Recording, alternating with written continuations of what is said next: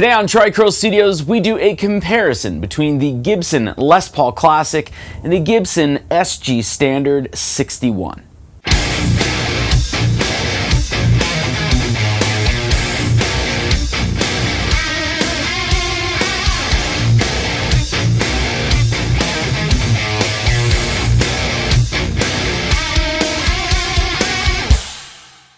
Now before we get started, it's really important to me that you understand that there's no YouTube video out there that's properly going to convey to you how a guitar feels to you or how you might bond with that particular guitar. So what I like to do is I use YouTube videos to broaden my information, broaden my knowledge, gain a little bit of different perspective perhaps, and get a little bit of excitement going on a possible purchase. With that being said, I do have 5 sound samples in today's comparison, first of which is clean, then I go on to Breakup, and then I do a little bit of what I call Swampy rock, and then a higher bit of a gain rock, and then because it's this channel, we do have a full-on metal sound sample.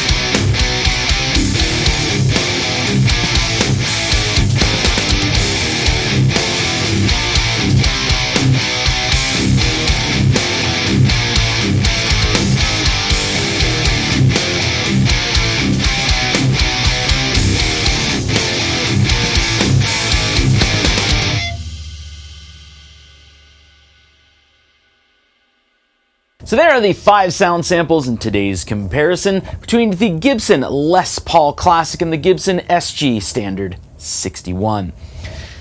Now at this point I do want to go over some quick specs for each guitar, and I do want to say that even though this is part of the modern collection, this is part of the original collection, these are spec'd very, very similarly. Starting off with the pickups, they both have the 61R and 61T pickups, which I believe now they're calling the Burstbuckers 60s. I'd be remiss if I did not mention that the Les Paul Classic here has 4 push-pulls, whereas this does not have any.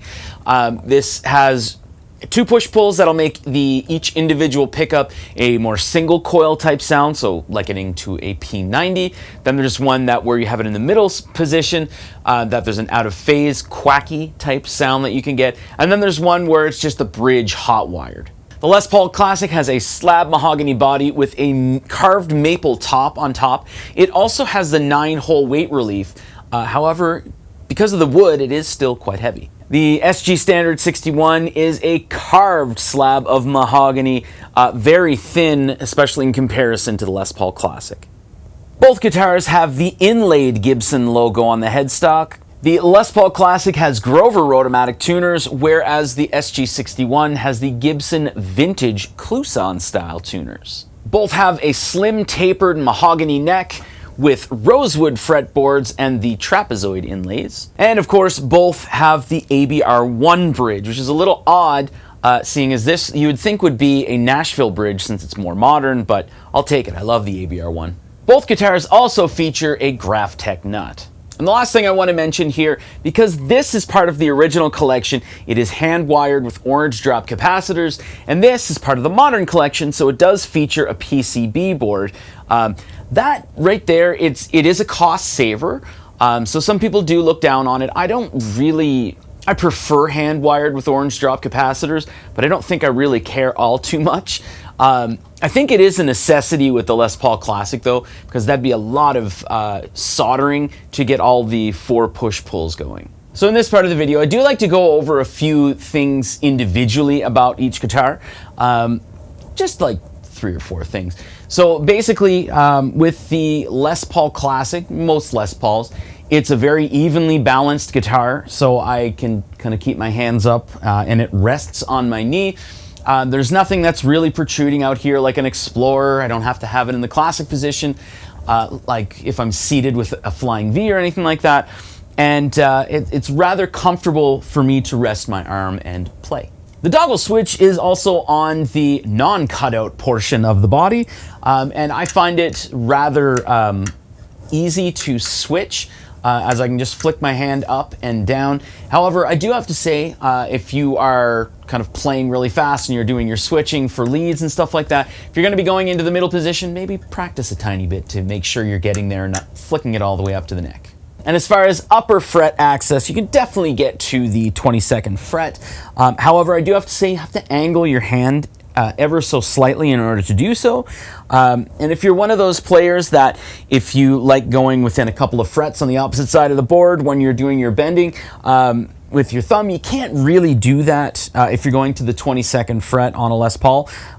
With this being a single cut, you have the cutaway here and the non-cut part here, and you can't really get your thumb over it to do so. And as far as the 9-hole weight relief, it is a rather heavy guitar. Not as heavy as most non-weight relieved guitars, but of course there's variance in wood, so this is a rather heavy guitar. So I do feel that when I'm playing that. I am one person that does enjoy a heavier Les Paul, so it is welcome to me, but it is something that, especially going from an SG to this Les Paul, you really notice. Now on to the SG Standard 61. This particular guitar is, I would say, neck heavy. I cannot balance it on my knee and like let go of it or anything like that. Everything is seemingly shifted forward in comparison to most other guitars, especially a Les Paul. So when you're playing with a Les Paul, you might be down here. With an SG, it's rather forward.